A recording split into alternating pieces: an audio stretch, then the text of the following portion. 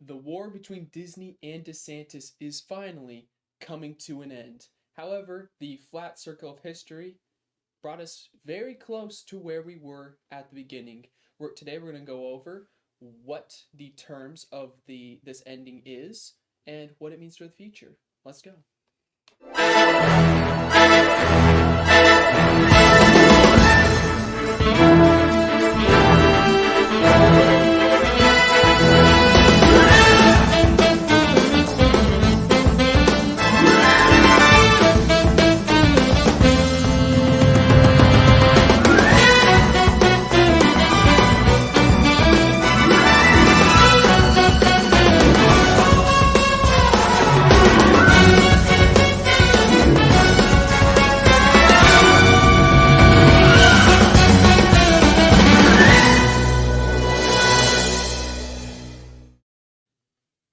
The Central Florida Tourism Oversight District and Walt Disney Company have proposed a settlement agreement, potentially ending their lawsuits. Disney will withdraw its challenges while the district will review its comprehensive plan and amend agreements. Let's go. Well, we got to ask who's at the helm now that Glenn is gone, David.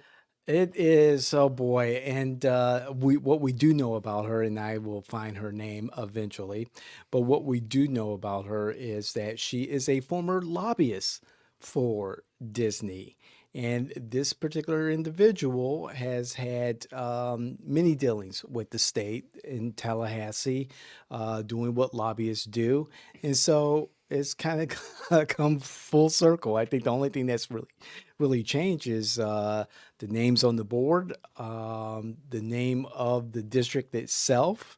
But Disney retains control of the formerly known as Reedy Creek Tourism Development Board or district or whatever you want to call it. Yeah. When Glenn was there, it seemed like we were gonna get big Disney crackdown. We were gonna get this big overhaul. We are gonna put toll roads going in and out of Disney. Right, right. Um, but then he decided that he was the supervisor of elections here in Orange, and then now we got a pro Disney person, and now we're pursuing more pro Disney policy.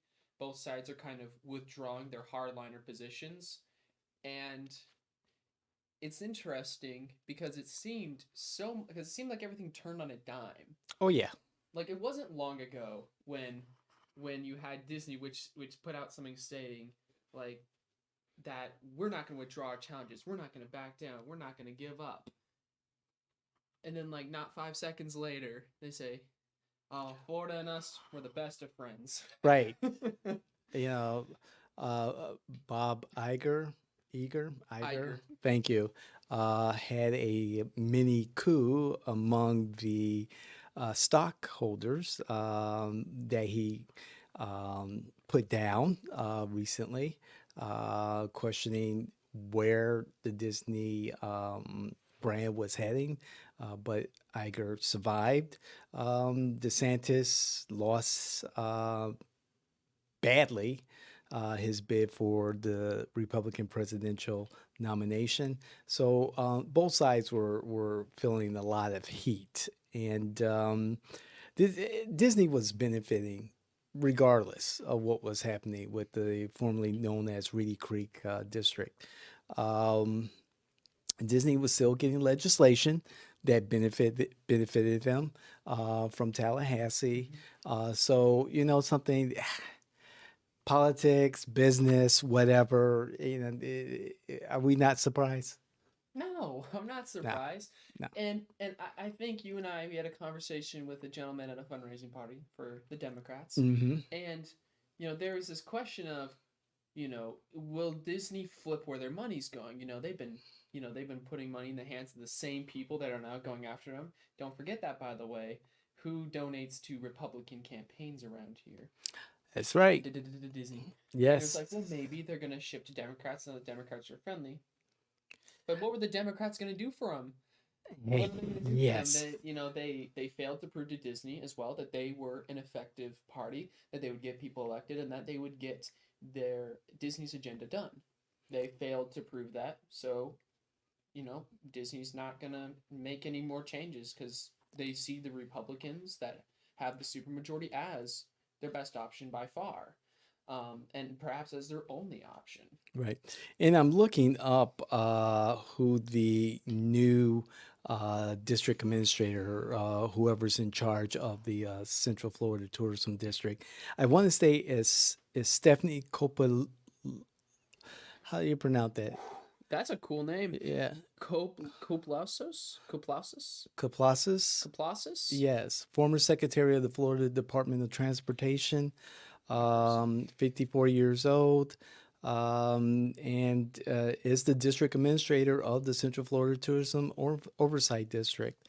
And she takes over from the role that Glenn Glazine, the new Orange County Supervisor of Elections office, the role that he once had. And again, she has been a lobbyist for Disney in the past. I hope this is the right person I'm referencing, and used to the ins and out of getting things done in Tallahassee. Yeah.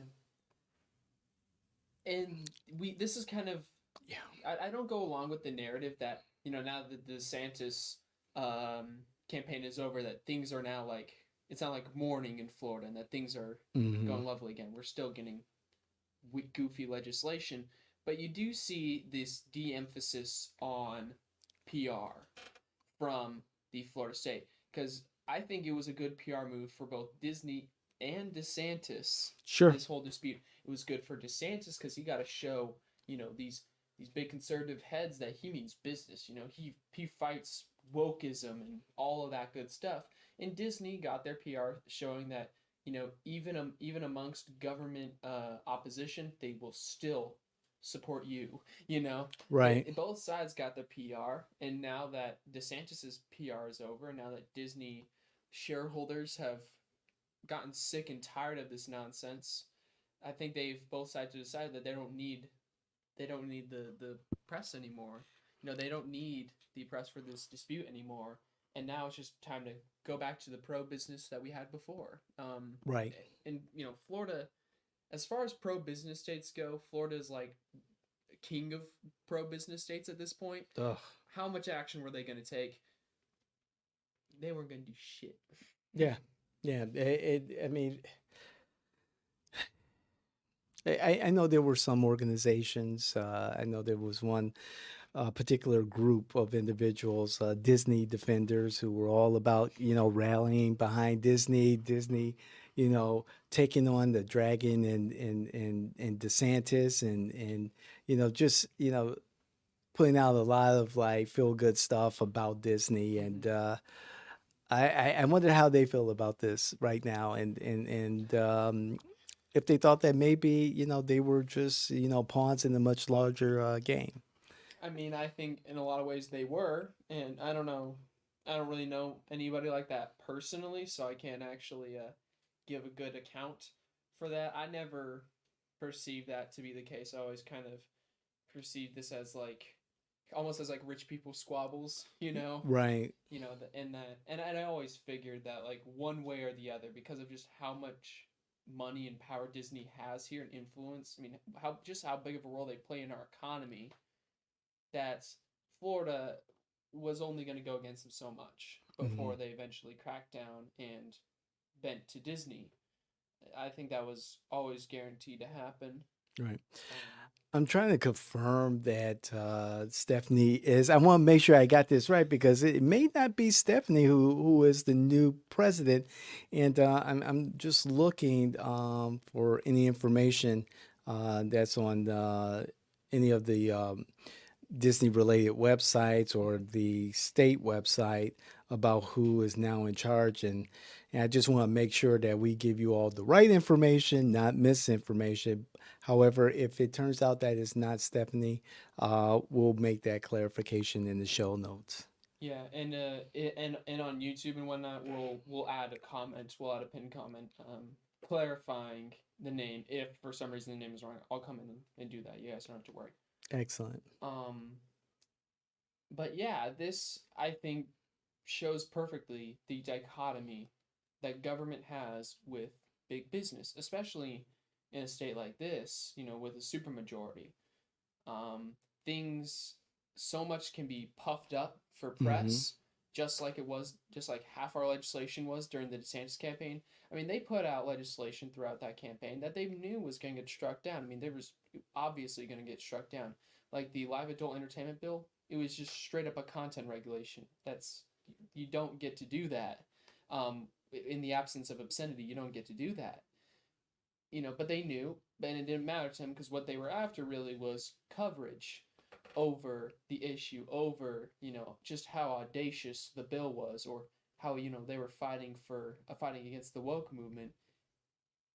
And I think in looking back on this, people will view this much the same way, as a way for Disney to look good in the eyes of a progressive community and the conservative community looking favorably upon DeSantis, even though we're all on the same side of the conflict. Kind of one of those imagination things, Right. Wish upon a star, nothing happens. Oh boy, hopefully this saga is done. Hopefully there's no further sequels to this fairy tale. Um, because boy, did it get people up in arms, and um, you know, Turns out it was over nothing. yeah, it was over nothing. And I think it's a lesson for us normal folks who get behind these corporations, and when we believe that they're out there championing for our cause, no, they're championing for their own bottom line. There you go. This is the company's best interest, not to work for Mm, you. They money, don't work for you. You work for them. money, When money, money. when you go out and champion any business for any reason, you are working for them for free Hmm. automatically. It doesn't mean you shouldn't do it. Do what you want, but know that the company's not going to return that for you, especially if it's big. Especially if it's big like Disney. They're not going to return the same for you, um, instead of something that'll help their bottom line. You know, Right. they don't do anything for no reason. There are boards that make every decision. This goes through a lot of people. Every little move is considered. Disney is not a person. It is an artificial legal person, but Yes. it's not one person Right. with one personality. It's a brand. Right. Right. I'll be looking at my mutual funds over the next several months to see how things are going for Disney. And, my final word in this whole matter is that, folks stay vigilant, stay aware, keep your eye on the prize. Yeah. Corporations and have their own best interests. We just have to continue to hold our elected officials accountable, and the best way to do that is to be civically engaged. We have elections this year. It's 2024 for Floridians. The primary is in August, August 20th, and then the general election in November. So, right now, start doing your research. Find out who's going to be on the ballot. Who do you want to represent you? That's really important. Yeah. What outcome do you want on issues like this? If you're not satisfied, Hmm. with these decisions, what do your current officials think? What is your Florida House member, your Florida senator, Hmm. anybody in your county? What are their thoughts on this? I mean, this is a classic big business case. Disney, um, has a huge amount of power here in Florida, and depending on how they side with this, will tell you how they will rule in most other cases. So you can get really good insight that way. And again, this is just a really great illustration of how much power business has in our state, and to another high degree, the country. Yeah. Don't assume a business has your best interest in mind. Don't even assume that big business and government are going to be fighting for long. They're not. Chances How, are they're not. how true is Um, that? Death, taxes, Disney, that like button. Indeed. Hit that like button, hit the share button, share with those individuals who you think will enjoy this content, those politicals, electeds, friends, and family. Of course, hit the notification bell so you know when our content is out there. But even more importantly, your comments. We love to respond to your comments. Again, bring your facts, not your feelings. Don't really care about your feelings, but we do want to engage with you in intelligent conversation. So let's have that conversation. Let's be tactful, let's be polite, and let's continue this discussion. Disagreement only makes us stronger. Like you said, like, comment, subscribe, share, and have a great day.